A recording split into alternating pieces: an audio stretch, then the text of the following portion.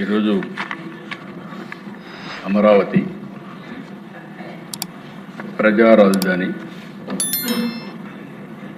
దీన్ని చట్టబద్ధత కల్పిస్తే శాశ్వతంగా ఇబ్బంది ఉండదనే ఉద్దేశంతో కేంద్రానికి మనం పంపించడం, కేంద్రం కూడా ఒక అసెంబ్లీ తీర్మానం ఉంటే బాగుంటుందన్నప్పుడు ఈ ప్రత్యేకమైన సమావేశం పెట్టుకొని ఈరోజు మనం చర్చించాం. అధ్యక్ష, ఇక్కడికి వస్తే ఇది ఒక అరుదైన అనుభవం. ఇక్కడ ఉండే శాసనసభ్యులే కాకుండా మనందరికి కూడా. అయితే ఓసారి